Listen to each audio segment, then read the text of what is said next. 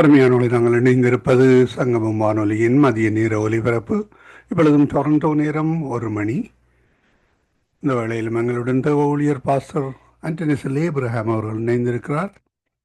London யூகேயிலிருந்து prime ministry சார்பாக கர்த்தருடைய வார்த்தைகளை எடுத்து வந்து விதைக்க ஆயத்தமாய் வந்திருக்கிற அவரை பரிசுத்தாவியானவர் தாமே நிரப்பி ஆசீர்வதித்து வழிநடத்துவாராக. கர்த்தருடைய கரத்திலே அவரையும் அவர் குடும்பத்தாரையும் ஒப்புவித்துக் கொண்டு நாங்கள் இந்த வேளையிலும் தேவ செய்தி கூட கடந்து செல்வோம். கத்தர் கொடுத்த வார்த்தைகளை எடுத்து வந்து விதைக்க ஆயத்தமாக வந்திருக்கிற ஊழியரை பரிசுத்தாவியானவர் தாமே நிரப்பி ஆசீர்வதித்து வழிநடத்துவாரா. இந்த வேளையிலும் ஊழியரிடம் ஒப்படைப்போம், வரவேற்போம். புதிய வாரத்திலும் புதிய நாளிலும் கத்தர் தாமே ஆசீர்வதித்து வழிநடத்துவாராக. வார்த்தைகளை பெற்றுக்கொள்வோம். இந்த வேளையிலும் அவரை அழைப்பு கொண்டு வருவோம். பிரைஸ்லோ பாஸ்டர், உங்களுடைய மைக்கை ஒன் பண்ணுங்க பாஸ்டர். Praise the Lord. ஆமீன். இணைந்திருக்க உங்களை வாழ்த்துகிறோம், வரவேற்கிறோம், மாலை வணக்கங்களை கூறுகிறோம். இந்த வேளையிலும் உங்களிடம் ஒப்படைக்கிறோம் பாஸ்டர், வழி நடத்துங்க. God bless you. ஆமேன். ஆமென், ஆமென். இயேசு கிறிஸ்துவின் நேற்று நாமத்தினால் உங்கள் அனைவரையும் வாழ்த்தி வரவேற்கிறேன். கர்த்தர் நல்லவர், நமக்காக யாவற்றையும் செய்து முடித்தார். இன்னும் அநேகரோடு நான் பேசும் பொழுது செய்து முடிப்பார், செய்து முடிப்பார் என்றுதான் சொல்லுகிறார்கள். ஆனால் சத்தியத்தின்படி இயேசு ஏற்கனவே செய்து முடித்து எல்லாம் முடிந்தது என்று சொன்னார். இப்பொழுது நாங்கள் விசுவாசித்தால் தேவனுடைய மகிமையை நிச்சயமாய் காண்போம். ஆமென். இந்த செய்திகளின் நோக்கமே நாங்கள் விசுவாசிக்கும்படிக்கு, தேவனை நாங்கள் விசுவாசிப்போமானால் இயேசு மார்த்தாக்கு சொன்னது போல எங்களையும் பார்த்து சொல்லுவார். எப்படி என்று சொன்னால், நீ விசுவாசித்தால் தேவனுடைய மகிமையை காண்பாய். ஆமென். இன்றைய நாளிலும் கொடுக்கப்படுகிற செய்தியை நீங்கள் விசுவாசித்தால், ஏனென்று சொன்னால் இது என்னுடைய அனுபவம் அல்ல, இது என்னுடைய வார்த்தைகளும் அல்ல, இது தேவனுடைய வார்த்தை, தேவன் செய்து முடித்தவைகள். இவைகளை நாங்கள் விசுவாசித்தால் நிச்சயமாய் தேவனுடைய மகிமையை காண்போம். பிதாவே, உமக்கு நன்றி செலுத்துகிறோம், இந்த வேலைக்காய் நன்றி செலுத்துகிறோம், இந்த ஊடகத்துக்காய் நன்றி செலுத்துகிறோம், இதன் ஊடாக இணைக்கப்பட்டிருக்கிற யாவருக்காக நன்றி செலுத்துகிறோம். நீர் எங்கள் எல்லோரையும் நேசித்து வார்த்தையாக்கிய இயேசுவை அனுப்பி வார்த்தையினால் எங்களை விடுதலையாக்கி இருக்கிறீர். நமக்காக யாவற்றையும் செய்து முடித்திருக்கிறீர். அவைகள் இன்றைய நாளிலும் நம்மை மேற்கொள்ளுவதாக சர்வ வல்லமை உள்ள இயேசுவின் இணையற்ற நாமத்தினால். ஆமென். பிரியமானவர்களே, நாங்கள் எடுப்போம், வாசிப்போம். எசாயா 43வது அதிகாரம், நான் 1ஆம் வசனத்தில் இருந்து வாசிக்கிறேன். கவனியுங்கள். இப்பொழுது யாக்கோப்பே, உன்னை சிருஷ்டித்தவரும் இஸ்ரவேலே உன்னை உருவாக்கினவருமாகிய கர்த்தர் சொல்லுகிறதாவது. அப்ப கவனியுங்கள், வார்த்தையை அறுத்து உறுத்து அதுல என்ன சொல்லி இருக்கிறது என்று சொல்லி வாசிக்கும் பொழுது எங்களை இணைத்து கொள்ள வேண்டும். ஒவ்வொரு வார்த்தையோடும் எங்களை இணைத்து கொள்ள வேண்டும், ஒவ்வொரு தேவ வார்த்தையோடும். ஆமென். தவறான வார்த்தைகளோடு அல்ல, தேவ வார்த்தைகளோடு இணைத்துக் கொள்ள வேண்டும். இப்பொழுதும் யாக்கோப்பே, உன்னை சிருஷ்டித்தவரும் நம்மை உருவாக்கினவர் இஸ்ரவேலை உன்னை உருவாக்கினவருமாகிய கர்த்தர் சொல்லுகிறதாவது, பயப்படாதே. அப்ப நம்மை உருவாக்கின தேவன் என்ன சொல்லுகிறார்? பயப்படாதே. எதை குறித்தும் பயப்படாதே. 3ஆம் உலகப் போர் வரப்போகுது என்று பயப்படாதே. அங்கே அது நடக்கிறது, இங்கே இது நடக்கிறது என்று சொல்லி பயப்படாதே. ஏனென்றால் எல்லாமே நம்மை பயப்படுத்துகிறது. பயப்படாதே என்று சொல்லும் பொழுதே நமக்கு என்ன தெரிந்திருக்க வேண்டும்? அப்படியானால் பயத்தை கொண்டு வரக்கூடிய செய்திகள், சம்பவங்கள் நடக்கிறது, நடந்து கொண்டிருக்கிறது, இன்னும் நடக்கலாம். அப்ப இவைகளை பார்த்து பயப்படாதே என்று ஆண்டவர் சொல்லுகிறார். ஏனென்றால் தேவன் நம்மோடு கூட இருக்கிறார். ஆமென். நான் உன்னை சிருஷ்டித்தேன், நான் உன்னை உருவாக்கினேன், நீ பயப்படாதே. எதை குறித்தும் பயப்படாதே. சாபத்தை குறித்து பயப்படாதே, குறைவை குறித்து பயப்படாதே, நாளைக்கு என்னத்தை உண்போம், என்னத்தை உடுப்போம், என்ன செய்வோம் என்று பயப்படாதே. சுகயினத்தை குறித்து பயப்படாதே, என்ன வரப்போகுது, எப்படி வரப்போகுதோ என்று பயப்படாதே. ஏனென்றால் நான் உருவாக்கின தேவன். ஆமென். எங்களுடைய சரீரத்தில் என்ன பார்ட்ஸ் இல்லாவிட்டாலும் அதை மறுபடியும் உருவாக்கக்கூடிய தேவன். ஆமென். ஒரு சகோதரி சொன்னார்கள் என்னிடத்திலே, அவருடைய womb, ஆஹ் பிள்ளை பெறுகிற அந்த womb-ஐ என்ன செய்து விட்டார்கள்? எடுத்து விட்டார்கள். ஆகவே எனக்கு பிள்ளை பிறக்காது என்று சொல்லி விட்டார்கள் என்று சொன்ன பொழுது, நான் அவங்களுக்கு சொன்ன வார்த்தை தேவன் சொன்ன வார்த்தை அல்ல. இது மனுஷர் சொன்ன வார்த்தை. ஆனால் தேவன் இல்லாத இடங்களிலும் என்ன செய்வார்? எல்லாவற்றையும் புதிதாக உருவாக்குவார். அவாந்தர வழியிலே வழிகளையும் ஆறுகளையும் உருவாக்குகிற தேவன். ஆமென். அப்ப எங்க இம்பாசிபிள் என்று இருக்கிறதோ அந்த இடத்திலே தேவனுக்கு எல்லாமே பாசிபிள். அவரால் செய்ய முடியாத காரியம் ஒன்றுண்டோ? ஆமென். ஆகவே அவர் செய்து முடித்தார். ஆகவே இவைகள் எல்லாம் இருக்கிறது என்று சொல்லி நிச்சயமாய் அங்கே உருவாக்கப்படும் என்று சொல்லி அந்த சகோதரிக்கு நான் ஜெபித்தேன். அவங்களுக்கு அதற்கு பிறகு ஒரு பொம்பளை பிள்ளை பிறந்து இப்பொழுது அந்த பிள்ளை தேவனால் மிரக்கலாய் கிடைத்தது என்று சொல்லி மிரக்கலின் என்று பெயர் வைத்திருக்கிறார்கள். அப்ப கவனியுங்கள் பிரியமானவர்களே, எதை குறித்தும் பயப்பட வேண்டிய அவசியம் இல்லை. உலகம் நம்மை பயப்படுத்தும்படிக்கு பிசாசானவன் நமக்கு பயத்தை கொண்டு வரும்படிக்கு எல்லா விதமான காரியங்களையும் நமக்கு காண்பிக்கிறான் மாமிசத்திலே. நாங்கள் அதை பார்த்து பயப்பட வேண்டிய அவசியம் கிடையாது. ஏனென்றால் எங்களுடைய தேவன் எங்களுடைய ரட்சிப்பா, எங்களுடைய மீட்பா, எங்களுடைய பாதுகாப்பா, எங்களுடைய வழிநடத்தலா இருக்கு. எது வேண்டுமானாலும் எது தேவை என்றாலும் அதை இல்லாவிட்டாலும் உருவாக்குகிற தேவன் நம்மோடு கூட இருக்கிறார். ஆமென். அப்ப எதை குறித்தும் பயப்பட வேண்டிய அவசியம் இல்லை. உன்னை மீட்டு கொண்டேன், பயப்படாதே, உன்னை மீட்டு கொண்டேன். அப்ப நான் பயப்பட வேண்டிய அவசியம் இல்லை. ஏனென்றால் என்னை தேவன் சாபத்திலிருந்து, மரணத்திலிருந்து, எகிப்தின் அடிமைத்தனத்திலிருந்து என்னை என்ன செய்து விட்டார்?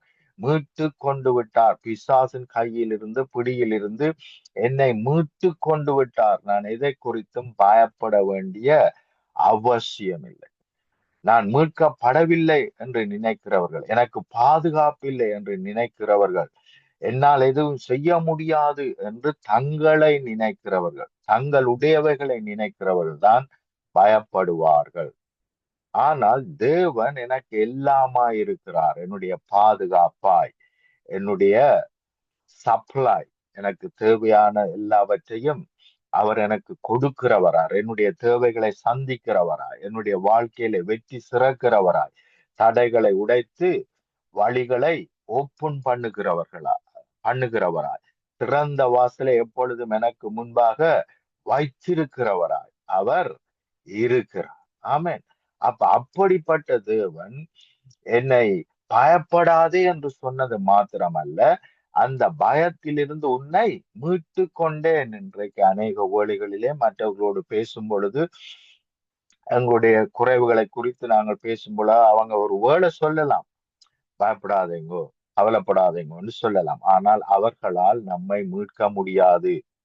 அது சும்மா ஒரு வார்த்தை. எங்களை என்ன செய்வதற்காக, கன்ஃபர்ட் பண்ணுவதற்காக சொல்லப்படுகிற வார்த்தையொழிய எங்களை அந்த சூழ்நிலையிலிருந்து அவர்கள் விடுதலையாக்கவில்லை. ஆனால் கவனியுங்கள், தேவன் பயப்படாதே என்று சொன்னாலே எங்களை அவர் விடுவித்தபடியினால் தான் சொல்லுகிறார், உன்னை மீட்டு கொண்டேன். எந்த காரியத்துக்காக நாங்கள் பயப்படுகிறோமோ அதில் இருந்து அது நம்மை தொடாதபடிக்கு, நம்மை மேற்கொள்ளாதபடிக்கு என்ன செய்தாராம்? நம்மை மீட்டு கொண்டார். ஆமேன். எவ்வளவு சந்தோஷம் வரணும் இந்த வார்த்தைகளை எல்லாம் வாசிக்கும் பொழுது. நம்மை மீட்டு கொண்டார்.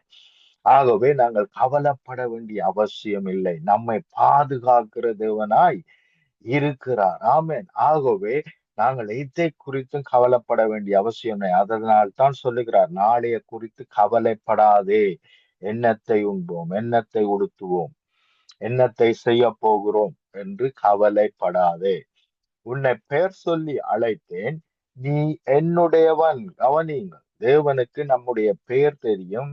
எங்களை பெயர் சொல்லி அழைக்கிற தேவனாய் இருக்கிறார். மாத்திரமல்ல, தன்னுடைய பிள்ளையாய் சொந்தம் கொண்டாடுகிற தேவன். ஆமென்.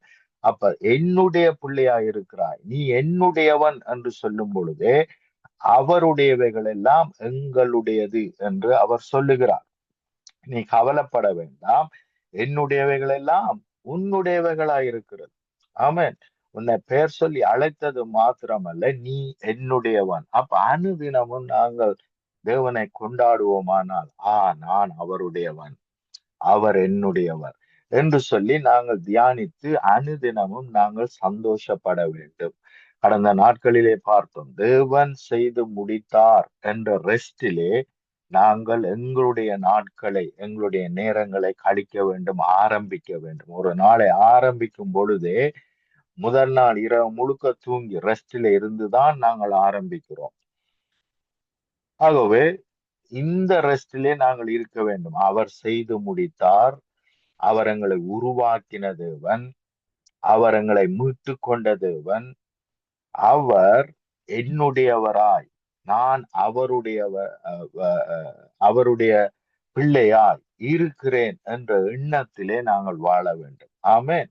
அப்படி நாங்கள் வாழும் பொழுது நிச்சயமாய் சமாதானத்தோடு வாழ முடியும். எதை குறித்தும் பயப்பட வேண்டிய அவசியம் நமக்கு இல்லை. எல்லாம் செய்து முடித்தாயிற்று, நிச்சயமாய் அது நம்மை மேற்கொள்ளும். ஆமென். கவனிங்கள், நீ தண்ணீர்களை கடக்கும் பொழுது நான் உன்னோடு இருப்பேன். அப்ப தேவன் சொல்லுகிறார், நாங்கள் எந்த வழியில போகிறோமோ அந்த வழியில எப்பேற்பட்ட காரியங்கள் இருந்தாலும் தேவன் எங்களை விட்டு விலகி போகிறவர் அல்ல, அங்கே நமக்கு உதவி செய்கிறவராயிருக்கிறார். அவர் விட்டு விலகவில்லை, கைவிடவில்லை. நீ தண்ணீர்களை கடக்கும் பொழுது நான் உன்னோடு இருப்பேன். அப்ப தேவன் சொல்லுகிறார், எந்த பிரச்சனையை குறித்து நீ கவலைப்படாதே, நீ கடந்து செல்லுகிற எந்த பாதையிலும் என்னால் அற்புதம் செய்ய முடியும், அதிசயம் செய்ய முடியும். என்னுடைய அதிசயங்களை நீ காண்பாய், அற்புதங்களை காண்பாய் என்றுதான் அவர் சொல்லுகிறார். அப்ப அவரை நம்பி எங்களால் என்ன செய்ய முடியும்? எந்த சேலஞ்சையும் மேற்கொள்ள முடியும். ஆமென். எந்த சேலஞ்சும் நம்மை மேற்கொள்ள முடியாது, மாறாக நாங்கள் அவைகளை மேற்கொள்ள முடியும். நீ ஆறுகளை கடக்கும் பொழுது அவைகள் உன்மேல் புரளுவதில்லை. அப்ப இவைகளுக்கு எந்த வல்லமையும் இல்லை. என்னை வந்து மேற்கொள்ளுகிற வல்லமை அவைகளுக்கு இல்லை. நீ ஆறுகளை கடக்கும் பொழுது அவைகள் உன்மேல் புரளுவதில்லை, உன்னை மேற்கொள்ளுவதில்லை, இழுத்து கொண்டு போகிறதில்லை. அப்படியான வல்லமைகள் அவைகளுக்கு இல்லை. ஏனென்றால் நான் உன்னோடு இருக்கிறேன். ஆமென். அப்ப இந்த சிந்தை உடையவர்களாய் நாங்கள் இருக்கணும். தேவன் என்னோடு இருக்கிறார், தேவன் என்னோடு வருகிறார், தேவன் என்னோடு பேசுகிறார், தேவன் என்னை கரம் பிடித்து வழி நடத்துகிறார். ஆமென். நீ அக்கினியில் நடக்கும் பொழுது வேகாதிருப்பாய். ஹல்லேலூயா. வேக மாட்டேன் என்று வேதம் சொல்லுகிறது. ஆனால் நாங்கள் அநேக வேளைகளிலே வாய்களை திறந்து, ஐயோ ஆண்டவரே, நாங்கள் வேகிக் கொண்டிருக்கிறோம் என்று நாங்கள் பேசுகிறோம்.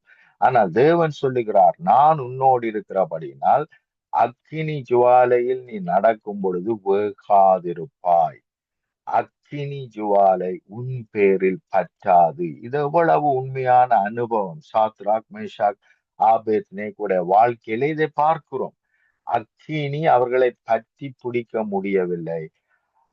அக்கினி அவர்களை வேக வைக்க முடியவில்லை, பற்றி பிடிக்க முடியவில்லை. அக்கினிக்குள்ளால் வந்த அந்த அந்த ஸ்மெல் கூட அவர்களிடத்திலே இல்லை. ஏனென்றால் தேவன் அவர்களோடு இருந்தார். ஹல்லேலூயா. அப்ப எவ்வளவு முக்கியம் பாருங்க. இதை விசுவாசிக்கும் பொழுது அவர்களும் அப்படித்தான் அறிக்கை பண்ணினார்கள். நாங்கள் இந்த அக்கினியிலே நீங்கள் போட்டாலும் எங்களுடைய தேவன் எங்களை நிச்சயமாய் காப்பாற்றுவார் என்ற நம்பிக்கையில இருந்தார்கள். ஆமென். நிச்சயமா தேவன் எங்களோடு இருக்கிறார். அவர் எங்களை கைவிடுகிற தேவன் அல்ல. நிச்சயமா இவைகள் எதுவும் நம்மை சேதப்படுத்த முடியாது. வேதம் சொல்லுகிறது, இவைகளில் ஒன்றும், ஆமென், இவைகளில் ஒன்றும் உங்களை சேதப்படுத்த மாட்டாது. ஆமென். லூக்கா 10:19 இவைகளில் ஒன்றும் நம்மை சேதப்படுத்த முடியாது. ஆமென். நான் அப்ப மிகவும் முக்கியமான காரியம், இந்த வார்த்தைகளை நான் எப்பொழுதும் நினைவிலே வைத்திருந்து இவைகள் என்னை மேற்கொள்ள முடியாது என்ற எண்ணத்திலே நான் வாழ வேண்டும். எப்பொழுதெல்லாம் எனக்கு பிரச்சனைகளோ போராட்டங்களோ ஏதாவது வரும் பொழுது வார்த்தைக்கு வர வேண்டும். வார்த்தைக்கு வந்து நான் சிக்னஸா இருக்கிறேன் என்று சொன்னால், வீக்னஸா இருக்கிறேன் என்றால், நான் எனக்கு நானே தாவீது பேசினது போல, என் ஆத்துமாவே கர்த்தரை ஸ்தோத்தரி, என் முழுலமே அவருடைய பரிசுத்த நாமத்தை ஸ்தோத்தரி. என் ஆத்துமாவே தனக்கு தானே பேசுகிறான் பாருங்கள். என் ஆத்துமாவே தனக்கு தானே கட்டளை இடுகிறான். அவன் அவர் செய்த சகல உபகாரங்களை மறவாது என்று தனக்கு தானே கட்டளை இடுகிறான். அப்ப எங்களுக்கு பிரச்சனைகள் வாழ்க்கையிலே வரும் பொழுது நாங்கள் மறுபடியும் எங்கே வர வேண்டி இருக்கிறது? வேத வசனத்துக்கு வந்து அதை பார்த்து வேதம் இப்படி சொல்லுகிறபடினால் இவைகளில் ஒன்றும் என்னை தொட முடியாது, சேதப்படுத்த முடியாது, என்னை அணுக முடியாது என்று விசுவாசிக்க வேண்டியது அவசியம். பிரியமானவர்களே, என்னுடைய வாழ்க்கையிலும் கூட திடீரென ஒரு ஒரு தரிசனம் வந்தது. அதிலே ஒரு ஒரு நான் மதிக்கக்கூடிய ஒரு ஊழியக்காரன் அந்த தரிசனத்திலே வந்து சொல்லுகிறார், உனக்கு பணப்பஞ்சம், பொருளாதார ப்ராப்ளம் உனக்கு வரப்போகிறது என்று அந்த தரிசனத்திலே சொல்லுகிறார். ஆனால் நானும் அந்த தரிசனத்தை நம்பாமல் வேத வசனத்தை பார்த்து எல்லா விதத்திலும் தேவன் என்னை ஆசீர்வதித்திருக்கிறார், எல்லாவற்றாலும் நான் பலுகி பெருகுவேன், என்னுடைய வாழ்க்கையில எந்த குறைவும் இல்லை, கர்த்தர் என்னுடைய மேய்ப்பனாய் இருக்கிறபடினால். இப்பொழுது அப்படி அல்ல. பழைய ஏற்பாட்டிலே இருந்தவர்களுக்கு அவர் மேய்ப்பனாய் இருந்தார், நமக்கோ அவர் பிதாவாக இருக்கிறார். ஆகவே என்னுடைய வாழ்க்கையிலே எந்த குறைவும் இல்லை என்று நான் அறிக்கை பண்ணினேன். அப்படி அறிக்கை பண்ணி கொண்டு இருக்கும் பொழுது குறைவுகள் நம்மை விட்டு ஓடி போனது. அப்ப மிகவும் முக்கியம், எதை நம்ப போகிறோம்? அநேக வேளைகளிலே நம்முடைய அனுபவங்களை நம்புகிறோம். நாங்கள் கண்ணால் பார்க்கிறவைகளை நம்புகிறோமே அல்லாமல் வேத வசனத்தை அல்ல. இயேசுனிடத்திலே பிசாசு வரும் பொழுது மறுபடியும் மறுபடியும் பிசாசுக்கு இயேசு வசனத்தை காண்பிக்கிறார், இப்படியாக எழுதி இருக்கிறது. அப்ப நம்முடைய வாழ்க்கையிலும் பிசாசு பேசும் பொழுது அது நடக்க போகுது, இது நடக்க போகுது, சுவையினம் வரப்போகுது, இப்படிப்பட்ட வேதனை வரப்போகுது, அப்படிப்பட்ட துன்பம் வரப்போகுது என்று அவன் காண்பிக்கும் பொழுது நாங்கள் மறுபடியும் வேதத்தை பார்த்து இப்படியாக எழுதியிருக்கிறபடினால் இவைகளில் ஒன்றும் என்னை சேதப்படுத்த முடியாது என்று விசுவாசிக்க வேண்டியதும், வசனத்தை எனக்கு நானே ஞாபகப்படுத்த வேண்டியதும் மிகவும் அவசியம். கவனிங்கள், இதிலேதான் அநேகர் தவறுகிறோம். அப்ப கவனிங்கள், எடுப்போம், வாசிப்போம். ஒன்று ராஜாக்கள் 19வது வசனம். 1 ராஜாக்கள் 19வது வசனம், 19வது அதிகாரம் 4ஆம் வசனம், அல்லது 1ஆம் வசனத்திலிருந்து வாசிக்கிறேன். எலியா செய்த எல்லாவற்றையும் அவன் தீர்க்கதரிசிகள் எல்லாரையும் பட்டயத்தினாலே கொன்று போட்ட செய்தி அவனையும் ஆகாப் ஜெசபேலுக்கு அறிவித்தான். அப்பொழுது ஜெசபேல் எலியாவினிடத்தில் ஆள் அனுப்பி, அவர்களிலே ஒவ்வொருவனுடைய பிராணனுக்கு செய்யப்பட்டது போல நான் நாளை இந்நேரத்தில் உன் பிராணனுக்கு செய்யாதே போனால் தேவன் அதற்கு சரியாகவும் அதற்கு அதிகமாகவும் எனக்கு செய்ய கடவர் என்று சொன்னான். அப்போ ஒரு துக்க செய்தி வருகிறது பாருங்கள். நாளைக்கு இதே நேரத்திலே உன்னுடைய தலை இருக்காது, நீ அழிந்து போவாய், உன்னை கொன்று போட்டு விடுவேன் என்று ஒரு துக்க செய்தி வருகிறது. அவனுக்கு அது தெரிந்த பொழுது அவன் பிராணனை காக்க யூதாவை சேர்ந்த பேர்சபேலுக்கு புறப்பட்டு போய் தன் வேலைக்காரனை அங்கே நிறுத்தி விட்டான். அவன் வனாந்தரத்தில் ஒரு நாள் பிரயாணம் போய் ஒரு சூர செடியின் கீழே உட்கார்ந்து நான் சாக வேண்டும் என்று கோரி, போதும் கர்த்தாவே, என் ஆத்துமாவை எடுத்துக்கொள்ளும், நான் என் பிதாக்களை பார்க்கலும் நல்லவன் அல்ல என்று சொல்லி அங்கே ஜெபிக்கிறான் பாருங்க.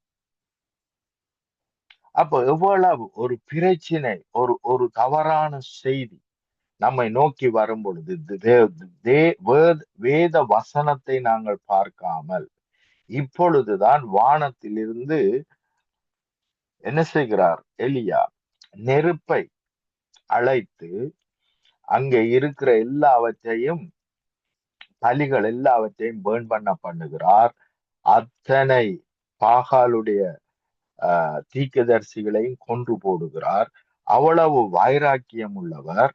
இப்பொழுது போதுமாண்டவரே, என்னை எடுத்துக்கொள்ளும், நான் நல்லவன் அல்ல, நான் சாக வேண்டும் என்று விரும்புகிறார்.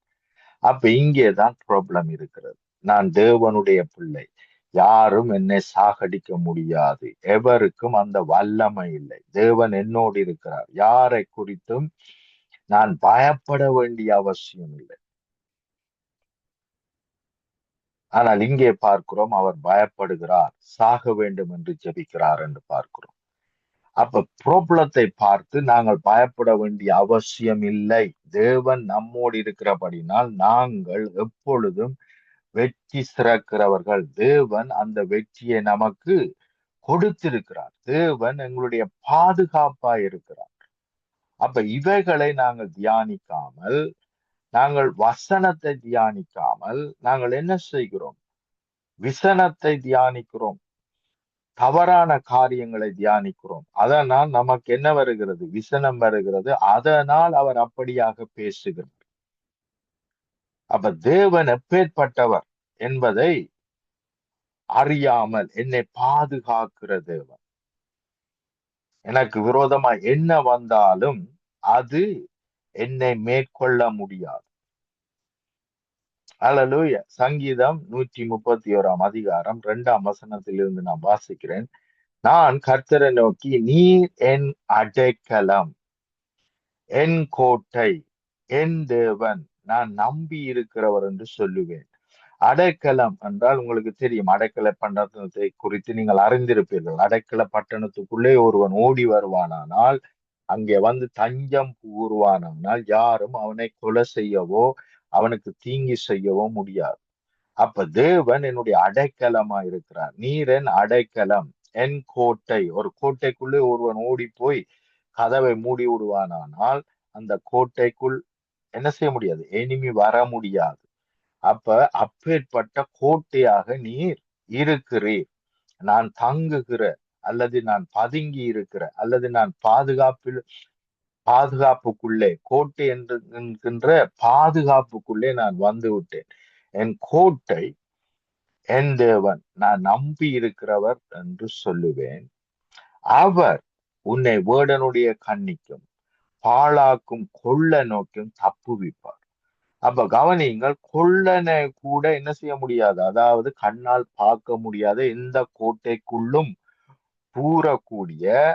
புகுந்து வரக்கூடிய என்ன பாழாக்கும் கொள்ளை நோய், அதிலிருந்தும் என்னை தப்புவிக்கிறதவன், என்னை பாதுகாக்கிறதவன். அவர் என்னை வேடனுடைய கண்ணிக்கும். அப்ப எப்பேற்பட்ட கண்ணி இருந்தாலும், எப்பேற்பட்ட கண்ணியை பிசாசு வைத்தாலும் அவைகள் என்னுடைய வாழ்க்கையை மேற்கொள்ள முடியாது. அவர் தமது சிறகுகளினாலே உன்னை மூடுவார். அவர் செட்டைகளின் கீழ் அடைக்கலம் புகுவாய். அவருடைய சத்தியம் உனக்கு பரீட்சையும் கேடகமும் ஆகும். இரவில் உண்டாகும் பயங்கரத்துக்கும் பகலில் பறக்கும் அன்புக்கும் இருளில் நடமாடும் கொள்ளை நோய்க்கும் மத்தியானத்தில் பாழாக்கும் சங்காரத்துக்கும் பயப்படாதிருப்பாய். அப்ப கவனியுங்கள், இன்று எலியா பயந்தார். தேவன் என்னோடு இருக்கிறார், நான் ஜெபித்தால் தேவன் பெரிய காரியங்களை செய்வார் என்று டெமான்ஸ்ட்ரேட் பண்ணி செய்து காண்பித்த, மற்றவர்களுக்கு செய்து காண்பித்த எலியா, தேவன் என்னோடு இருக்கிறார், எனக்கு எந்த தீங்கும் நடக்க முடியாது, அவர் என்னுடைய கோட்டை, அவர் என்னுடைய பாதுகாப்பு, நான் அவருக்குள் அடைக்கலம் புகுந்திருக்கிறேன், அவருடைய செட்டைக்குள் நான் அடைக்கலம் புகுந்திருக்கிறேன், ஆகவே எதுவும் என்னை சேதப்படுத்த முடியாது, எதுவும் எனக்கு விரோதமாய் வர முடியாது. அநேக வேளைகளிலே சூழ்நிலைகளை நம்புகிறோம், ஆனால் தேவ வசனத்தை நம்பாமல் இருக்கிறோம். கவனிங்கள், இஸ்ரவேல் ஜனங்கள் எல்லாரும் என்ன செய்தார்கள்? அஹ் வாக்கு பண்ணின ஏதேனுக்கு போவோம் என்று புறப்பட்டார்கள். அங்கே போய் என்ன செய்தார்கள்? போய் வேவு பார்த்தார்கள், வந்து சொன்னார்கள், இல்லை நாங்கள் சாக போகிறோம் என்று சொன்னார். ஆனால் தேவன் சொல்லுகிறார், அவர்களை உங்களுடைய கரத்திலே ஒப்பு கொடுத்தேன், ஆகவே போங்கள் என்று சொல்லும் பொழுது இவர்களோ இல்லை இல்லை இல்லை. அப்ப தேவ வசனத்தை நம்புவதை பார்க்கிலும் சூழ்நிலையை, அவர்கள் பார்த்த காரியங்களை அதிகமாய் நம்பினார். இன்றைக்கு நமக்கு இருக்கிற பிரச்சனை என்ன? நாங்கள் பார்க்கிற காரியங்களை அதிகமாய் நம்புகிறோம், வேத வசனத்தை பார்க்கிறோம். அதனால் தான் அநேக வேளைகளிலே தோல்விகள், வேதனைகள், துன்பங்கள், கவலைகள், நோய்கள், நொடிகள், கொள்ளை நோய்கள், கொரோனா வைரஸ் இவைகள் எல்லாம் வந்து எங்களை மேற்கொள்வதற்கு காரணம் அவைகளை நம்புகிறோம், ஆனால் தேவ பாதுகாப்பை நம்பாமல் இருக்கிறோம். உன் பக்கத்தில் 1000 உன் வலது புறத்தில் 10,000 விழுந்தாலும் அது உன்னை அணுகாது. உன் கண்களினால் மாத்திரம் நீ அதை பார்த்து துன்மார்க்கருக்கு வரும் பலனை காண்பார். இது நமக்கல்ல, துன்மார்க்கருக்கு, தேவனிடத்திலே வராதவர்களுக்கு, மெய்யான தேவனை விசுவாசிக்கிறவர்களைத்தான் இவைகள் மேற்கொள்ள முடியுமே அல்லாமல் உண்மையான தேவனை விசுவாசிக்கிற நமக்கோ இவைகள் வர முடியாது. சர்வ வல்லமை உள்ள தேவன் நம்மோடு இருக்கிறார். ஆமென். இவைகளில் ஒன்றும் உங்களை சேதப்படுத்த முடியாது என்று அவரே சொல்லி இருக்கிறார். ஆமென். அவருடைய சிட்டைக்குள்ளே மாத்திரமல்ல, அவருடைய சரீரமாக இருக்கும். ஆமென். அவருடைய கண்ணின் மணிகளாயிருக்கும். நம்மை எதுவும் தொட முடியாது. ஆமென். தேவன் எங்களுடைய அடைக்கல பட்டணம், எங்களுடைய கோட்டை. அப்போஸ்தலர் 17ஆம் அதிகாரம் 28ஆம் வசனம், அவருக்குள்ளே ஜீவிக்கிறோம், அவருக்குள்ளே அசைகிறோம், அவருக்குள்ளே இருக்கிறோம். அல்லேலூயா. ஆகவே இவைகள் நம்மை சேதப்படுத்த முடியாது. அல்லேலூயா. நீங்கள் தேவனுடைய பிள்ளைகளா இருக்கிறீர்கள், அவருடையவர்களா இருக்கிறீர்கள். அவர் நம்மை மீட்டு கொண்டார், மீட்டு கொள்வார் அல்ல, மீட்டு கொண்டார். ஆகவே எதை குறித்தும் பயப்படாமல் திடமாக, சந்தோஷமாக என்ன செய்ய முடியும்? கட்டளையிட முடியும், ஜெபிக்க முடியும், நன்றி செலுத்த முடியும். நன்றி ஆண்டவரே, நாங்கள் உமக்குள்ளா இருக்கிறபடி, நம்முடைய சபை பிள்ளைகள் உமக்குள்ளா இருக்கிறபடி எதுவும் தொடுகிறதில்லை, எதுவும் சேதப்படுத்துகிறதில்லை. ஆமென். நாங்கள் பாதுகாக்கப்பட்டிருக்கிறோம், நாங்கள் மீட்கப்பட்டிருக்கிறோம், நாங்கள் ரட்சிக்கப்பட்டிருக்கிறோம். எதை குறித்து நாங்கள் பயப்பட வேண்டிய அவசியமில்லை. நீர் எங்களுடைய பாதுகாப்பாய், நீர் எங்களுடைய ஜீவனாய், மரணமாய் அல்ல ஜீவனாய், பாதுகாப்பாய், வழி நடத்தலாய் இருக்கிறீர். ஆமென் என்று ஜெபம் பண்ணுவோம். அன்பின் பிதாவை, இந்த வேலைக்காக உமக்கு நன்றி செலுத்துகிறோம். உம்முடைய வார்த்தைக்காக உமக்கு நன்றி. எங்களை மீட்டு கொண்டீர். நாங்கள் எதை குறித்தும் பயப்பட வேண்டிய அவசியம் இல்லை. நாளைய குறித்து பயப்படாதே, அது தன்னுடையவர்களுக்காக கவலைப்படும் என்று சொன்னீர். நாளைய குறித்து நாங்கள் கவலைப்பட வேண்டிய அவசியம் இல்லை, பயப்பட வேண்டிய அவசியம் இல்லை. ஏனென்றால் நீர் இவை எல்லாவற்றிலும் இருந்து எங்களை மீட்டு கொண்டீர். எங்களை பேர் சொல்லி அழைக்கிற தேவனாய், எங்களை உம்முடைய பிள்ளைகளாக உமக்கென்று சொந்தமாக்கி கொண்டபடினால் நாங்கள் உமக்குள்ளே இருக்கிறோம், உமக்குள்ளே அசைகிறோம், உமக்குள்ளே வாழுகிறோம். ஆமென். இன்னும் அதிகமாய் மகிமைப்படுவீராக. உம்முடைய கிரிகைகள் எங்கள் மூலமாய் வெளிப்படுவதாக. ஜீவன் உள்ள நாளெல்லாம் நன்மையின் கிருபை மாத்திரம் உம்முடைய பிள்ளைகளை தொடருவதாக, மேற்கொள்ளுவதாக. உம்மை அறிகிற அறிவிலே இன்னும் அதிகமாய் உம்முடைய பிள்ளைகள் பலிக்கு பெருகுவார்களாக. இன்னும் சத்தியங்களை அறிந்து கொள்வார்களாக. பயம் நீங்கி போவதாக உம்முடைய மகிமை மேற்கொள்ளுவதாக, பாதுகாப்பு மேற்கொள்ளுவதாக, வழி நடத்தல் மேற்கொள்ளுவதாக. இயேசு கிறிஸ்துவின் எண்ணெயற்ற நாமத்தினால் ஆமென், ஆமென், ஆமென். ஆமீன் ஆமீன். இதுவரை நேரம் எடுத்து வந்த வார்த்தைக்காக நன்றி செலுத்துகிறோம். கத்தருடைய வார்த்தைகளை பெற்றுக்கொண்டோம். கேட்டுக்கொண்டிருந்த ஒவ்வொரு சார்பிலும் மறுவிலைப்பில் கேட்க போகிற ஒரு சார்பிலும் வாழ்த்துகிறோம், ஆசீர்வதிக்கிறோம். அவர் அவர் எங்களை விசாரிக்கிறவர், எங்களுடைய வீடனுடைய கண்ணிலிருந்து எங்களை விடுவிக்கிறவர். அதற்காக நன்றி செலுத்துவோம். கத்தர் தாமே உங்களுடனும் கூட இந்த ஆசீர்வாதத்தை வழிநடத்துவாராக. கத்தருடைய கரத்திலே உங்கள் குடும்பத்தாரையும் ஒப்புவிக்கிறோம். கத்தரை சித்தமான நாளில் இதே வழியிலே சந்திப்போம் பாசர்.